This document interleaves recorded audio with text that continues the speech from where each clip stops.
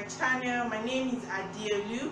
I'm a Lagos-based fashion designer, and this channel is going to be about the tips and techniques that I've learned as a fashion designer. I'm going to be sharing with you things I've learned over the years as a fashion designer, things that will help you to improve and help you to avoid some unnecessary mistakes. Okay guys, so first and foremost, in today's class, I'm going to be sharing with you the tools you need to start sewing your own clothes. You know, we find ourselves in a society where you just decide that you don't want to give your clothes to anyone. You want to sew your clothes because at times you just imagine some creative designs that you feel I can do it. So this station, I'm going to show you how to draft different garments, you know, with you. I'm going to show you how to draft a basic bodice, a trouser, jumpsuit, sleeve, and so on and so forth. So please like, share, and subscribe onto this channel. I will try as much as possible to post a video at least once a week. In each video, I'll be teaching you things you need to sew, basically. So on how to become a fashion designer. So in today's class, I'll be sharing with you the things you need to start sewing or to become a fashion designer. First and foremost, you need some tools. If you decide that you want to be a fashion designer or you're just tired of giving your clothes to tailors, you know, I'm going to be sharing with you the tools you need to get started. So let's start, please. To start sewing your clothes, you need to learn to draft pattern. And to start drafting, you need a pattern paper.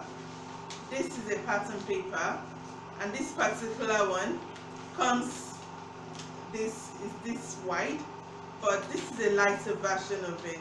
We have different types of pattern paper. We have the brown paper, and this is the white one.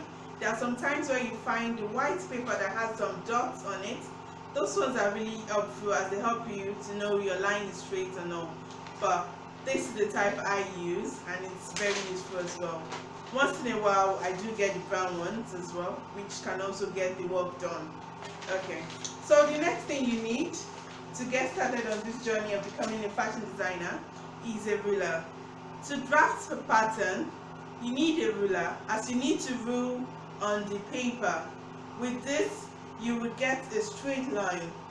This is a longer ruler because, as you can see, the paper I showed you earlier on is quite wide, and you can achieve that with a longer ruler. This is a longer ruler. So you need a longer ruler, sorry, this is a shorter ruler. You need a longer ruler and you need a shorter ruler.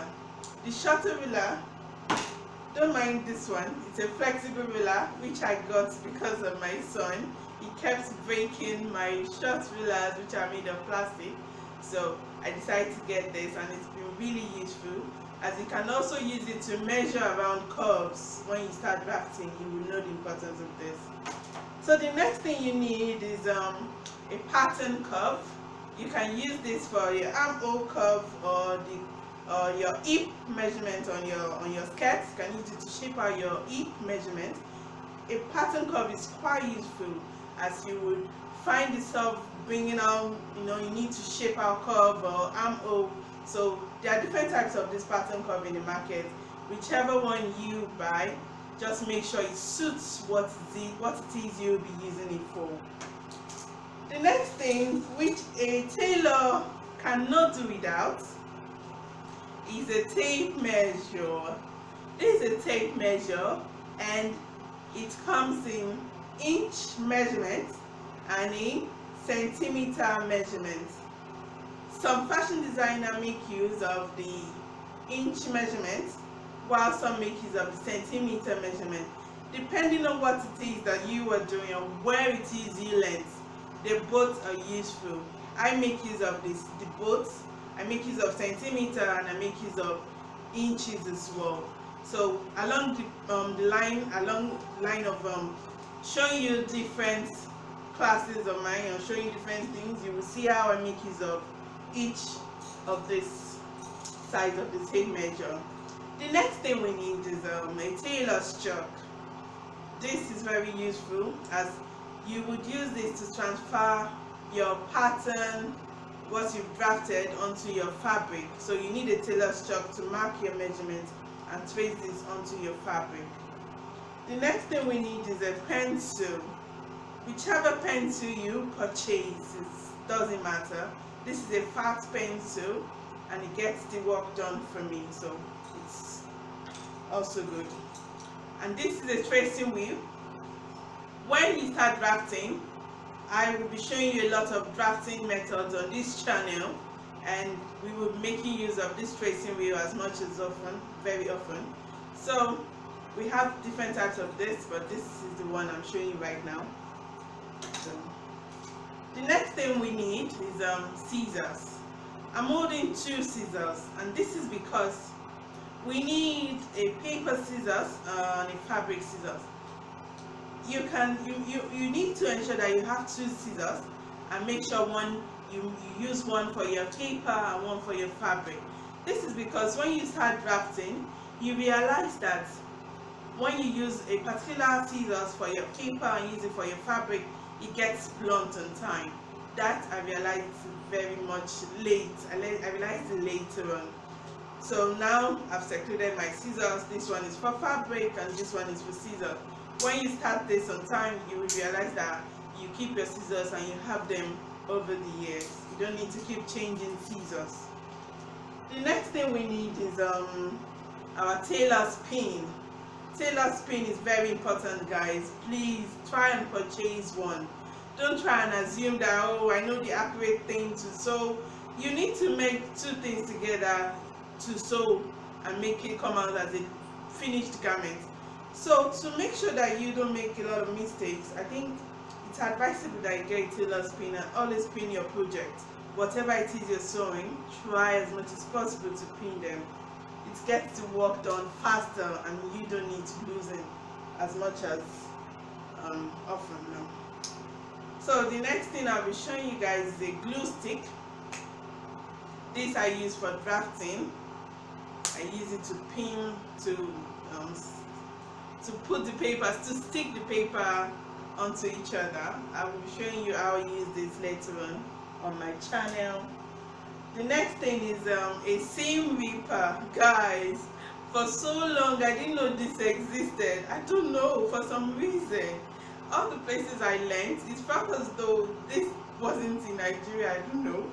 But I just came across this and I'm like, wow, it's a lifesaver, guys. You don't get to rip your client's clothes with this. It loses the clothes easily and fast. The next thing we need is a calico. This is a calico, and what you use this for is to transfer your pattern drafting, your pattern design, what you've drafted, onto your fabric. However, instead of transferring what you've drafted onto the client's fabric, it's ideal to transfer it onto a calico. With that, if it needs any adjustments later on, you just simply ask your clients to wear it, and then you make the adjustment on this and correct your pattern on the paper. You correct it.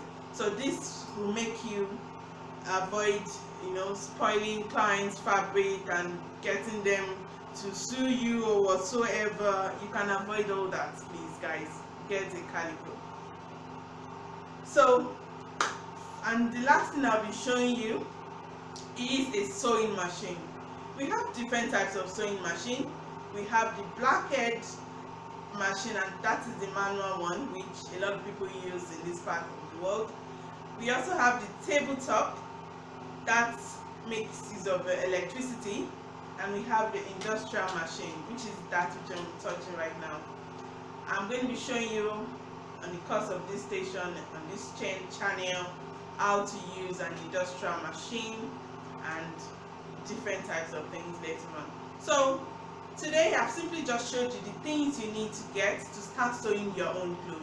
Please, guys, stay tuned and please follow my channel subscribe, like and share. I would be glad to show a lot of things to you guys and show you how you can achieve this in little or no time without being frustrated. I'm going to help everyone out as I can. Please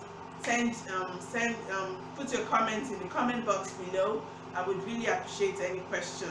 Thank you guys for watching. I'll see you in the next class. Bye.